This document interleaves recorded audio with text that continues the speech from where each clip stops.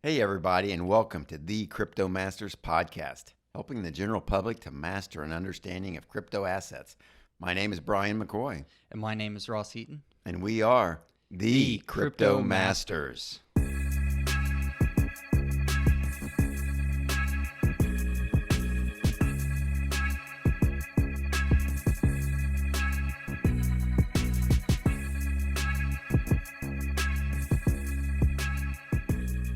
All right, the topic of today's episode is Elrond, a Layer 1 blockchain platform competing with the likes of Ethereum. Oh no, another ETH killer. Stay tuned. And a quick reminder, our goal here at the Crypto Masters is to provide information about crypto assets to help the public decide if it's something that they may want to invest in and then do further research on their own. We generally look at projects to determine if they would be good for a long-term investment. Yeah, Brian, we provide information about different crypto assets to allow you, the listener, to make your own financial decisions. This is not financial advice because we are not financial advisors.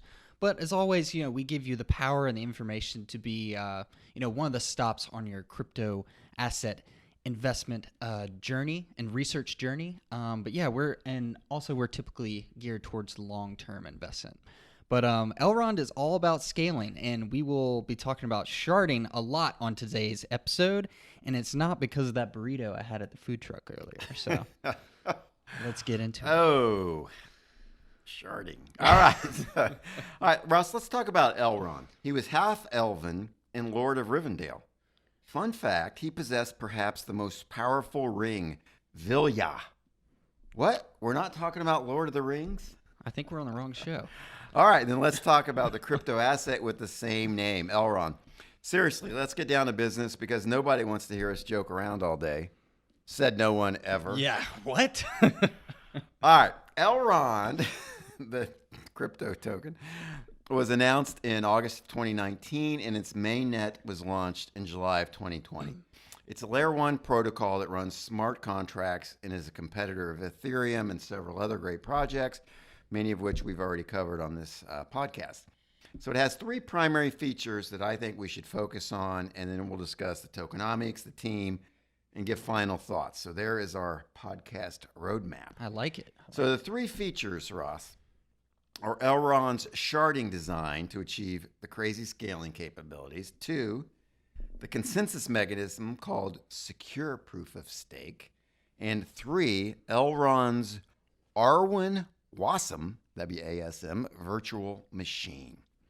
So it sounds cool, and it is. And Ross, I'm going to let you first discuss the sharding, and then later the VM, and I'll take the consensus mechanism. So Ross, tell us about the sharding that Elrond uses.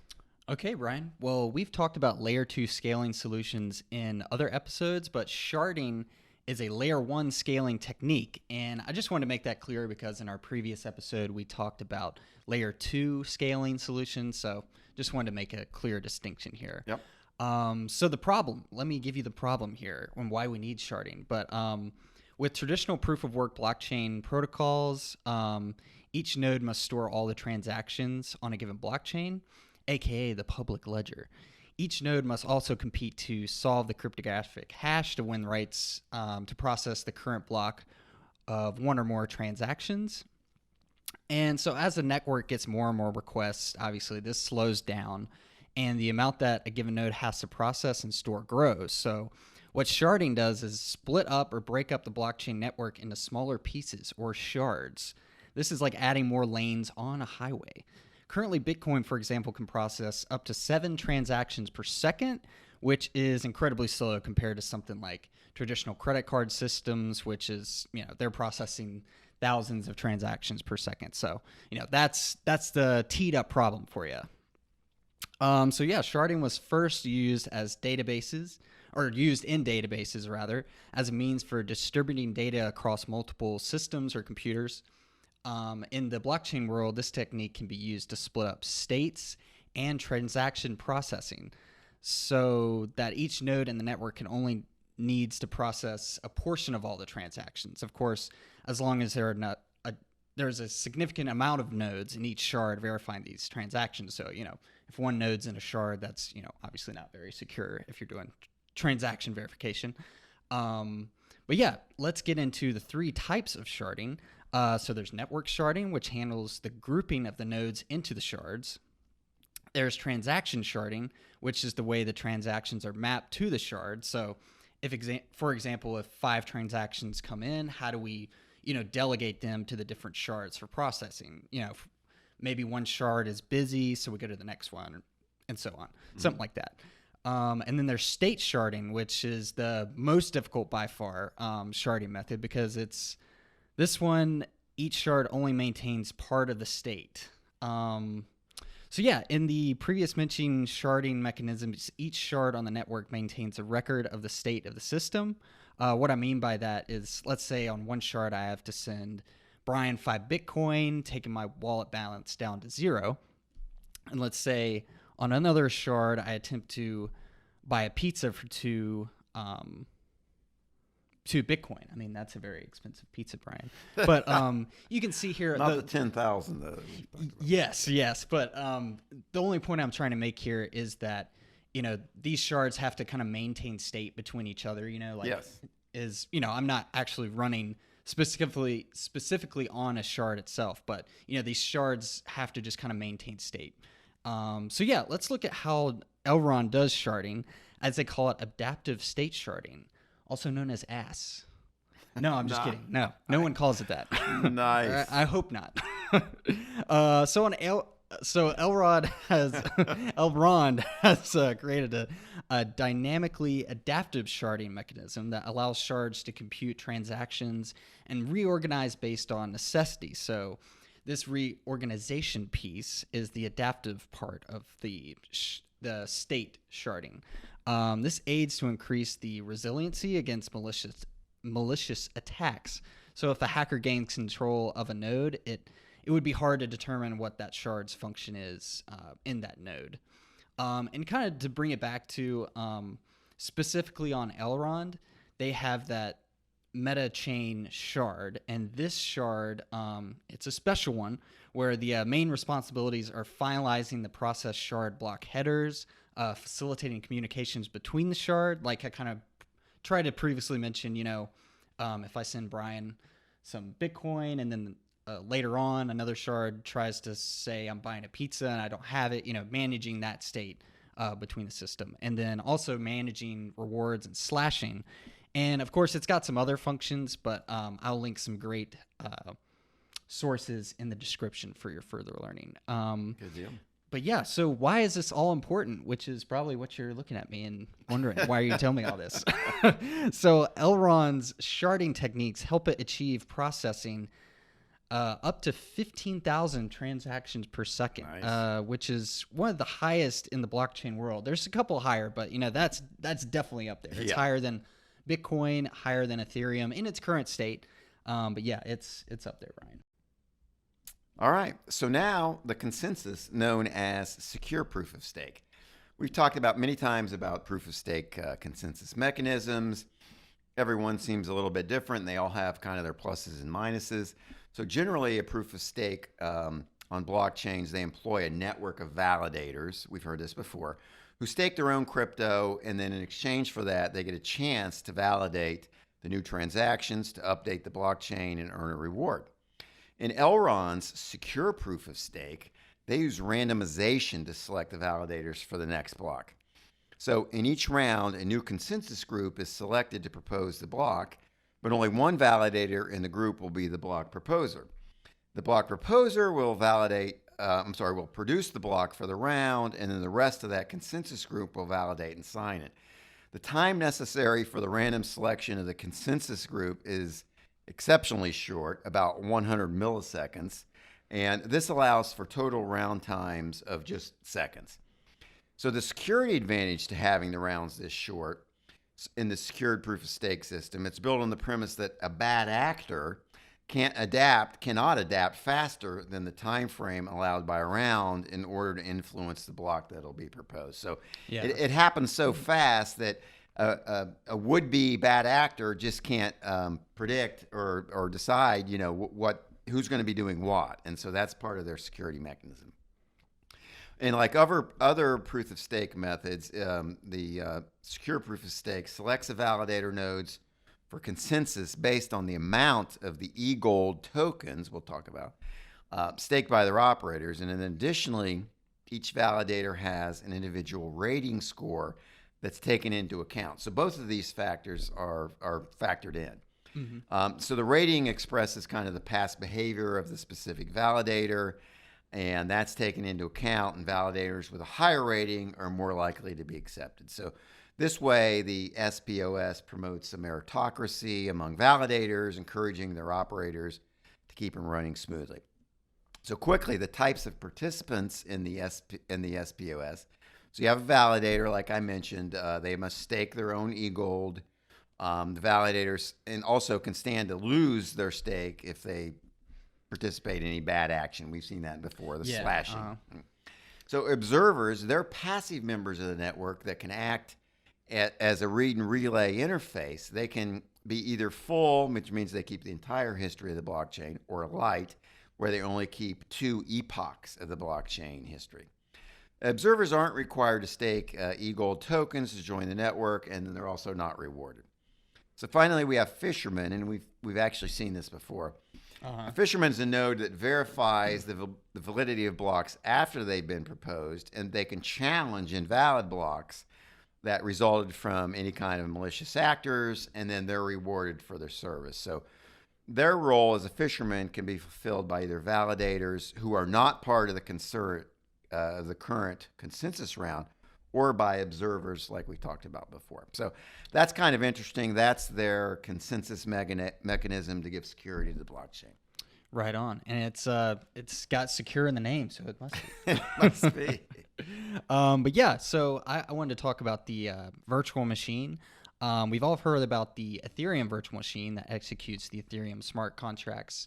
Well, Elrond has its own, of course, and it's called the Arwen Wasm VM, that virtual machine. So that Elrond virtual machine was designed mainly to build smart contracts on the Elrond platform, obviously.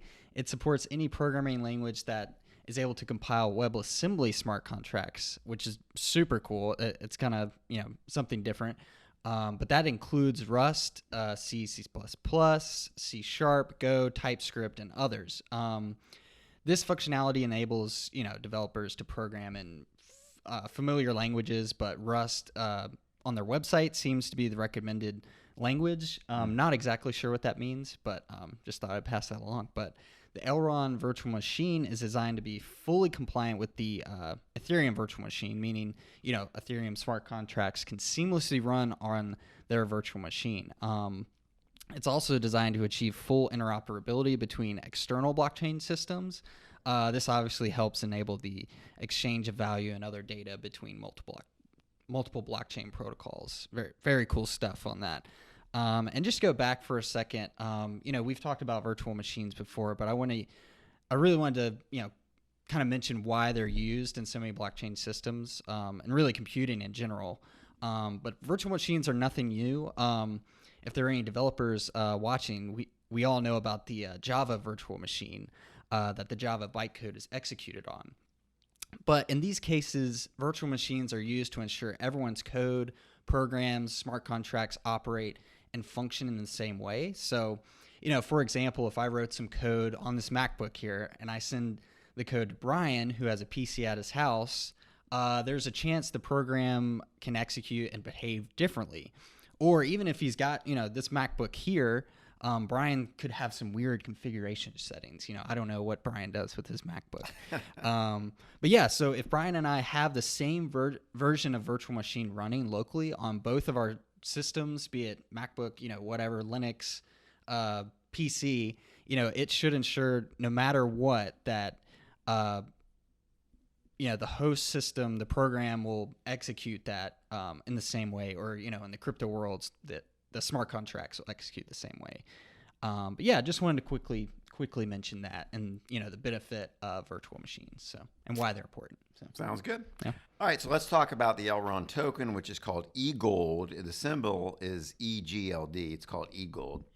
And there are about 19 million eGold in circulation out of a total supply of about 31.5 million.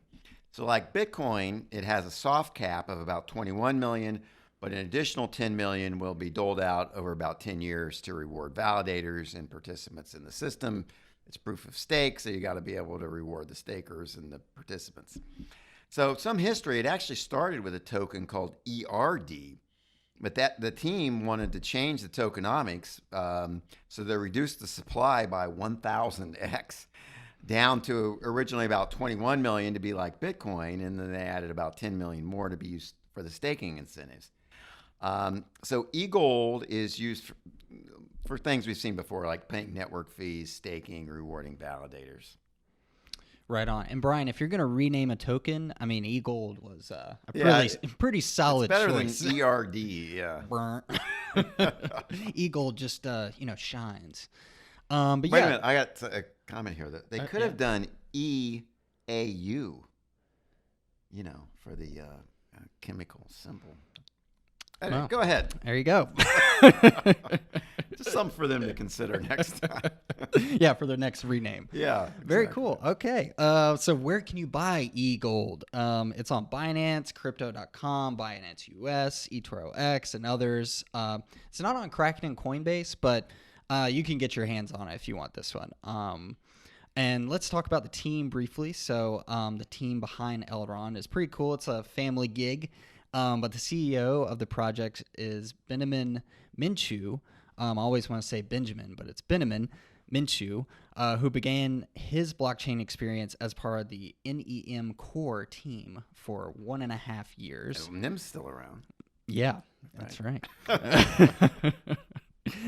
His brother, Lucien, is CIO. He is an engineer with experience designing complex infrastructure and Netflix solutions for clients such as the German government. Maybe you've heard of them. The COO at Elrond is Lucien, not Minchu, but Lucien Todia, a successful entrepreneur who has 15 years of experience investing in the technology space and is active in both startup and blockchain spaces. So, as we've kind of reviewed the tech of this, you would expect to have, kind of a high power team like this. So. Yeah. I mean, it seems to be a quality team. For sure. All right, Ross, you know what that brings us to? Time for final thoughts. Ooh, final thoughts. And you are up this week, sir. Oh, it's me. Take it away. Yes. Okay, so I gotta say, I like this one. I like it. The technology seems superb. The team is great. And one aspect of the technology that I really like is that, if you're going to be a competitor, especially to Ethereum, and you want, smart contract developers to move their code over to the Elrond network, I mean, you better make it interoperable with Solidity. So I think that's a big check mark if you're going to try to steal business from them. I still got to say, Ethereum, especially Ethereum 2.0 is, still my favorite one, but I'm gonna keep my eyes on this one. And of course, maybe you're gonna mention this, Brian. I don't know if I'm stealing your thunder, but there are some security concerns about sharding. A lot of people talk about it, but I've seen nothing definitive against Elrond. At least I haven't. That makes the argument that there's a major issue with Elrond's kind of software or platform. So I don't know. I think this is an awesome one. It's a very high powered layer 1 scaling machine, if you will. An ETH competitor, we'll say. Yes. All right. So my final thoughts are similar. I think this seems to be a great project. And so let's go back to the 3 main features that we discussed, right? First is sharding. And I don't pretend to fully understand all the complexities of sharding. I get the basic concept, of allowing scalability by breaking a whole into smaller pieces. But like you said, we've discussed other projects where they sort of promote the fact that we achieve scalability without sharding. Yeah. And I've heard some other experts say something to the effect of, sharding is more difficult than most experts realize. And that's mostly been in the context of comments about ETH2, because ETH2 also intends to use some sharding. So I don't know any difference. So I'll assume that Elrond has figured it out. And but it is something that our listeners might want to look into when they're doing their own research. Yeah. All right. So second is proof of stake, and we've looked at a lot of proof of stake coins and tokens, and some we haven't liked. But I'll say this one to me seems very solid and secure to me without the centralization. I mean, where some of them have run into problems is these projects, they achieve their scalability by sacrificing decentralization, but Elrond does not seem to do that. So, check that box. And then that's always a big checkbox for us. Yes, decentralization for right. sure. And then I'm sort of, the virtual machine seems very solid. It runs smart contracts with scalability. I'm sort of relying on you and other experts on that, but it seems to be good. And so those are sort of checked, with the possibility of looking into the sharding. And then you get to the tokenomics, and here the tokenomics are good. So, will I buy it? I would say probably. One reason that I pause, main reason, is the incredible competition in this space. I mean, not only ETH2, but there's so many other great competitors, including Cardano, Polkadot, Solana, Cosmos, and many others. There's just so many good competitors. So that's just something to think about. And secondly, this is kind of lame, but it's not easy as an American for me to buy this. It's on some exchanges that I can get on, but not any that I currently have, and so I would have to open an account. I would say if Elrond was on, if eGLD was on an exchange where I would have already bought some. Yeah. Okay. And I still would, and it's good. So I would say yes, this is a quality project for sure. Look at the competitors to ETH2 plus its competitors, and decide which ones you think will be able to thrive. In addition to ETH2, or I guess if you think ETH2 is going to drop the ball, then which ones are going to take over? And this is certainly one of the contenders. Oh yeah, that transaction time is insane. Right, so. great on transaction time. It's just a lot of competition, which is great. Will Elrond be one of the survivors? I mean, yeah, probably. I think. Yeah, and just quick note on that, Brian. I mean, all these competitors. I think the beneficiaries of these competitions going on are us. Yeah. We are going to have an awesome blockchain future ahead. They're all making each other be better. Yeah. So, I agree. It's great. It's a beautiful thing, Brian. It's a beautiful thing. It is. All right. That's been another episode of the Crypto Masters, and a good one. So, hey, guys, tune in next time. We'll cover another asset. Yeah, and let us know in the comments below what you want us to cover next. Like, comment, subscribe. And also, I don't think we've mentioned it yet on our podcast, Brian, but we have a website. It is out. It is live. That's right. It is cool. It is sexy. Go check that thing out. TheCryptomasters.com. Yes. Thanks, everybody.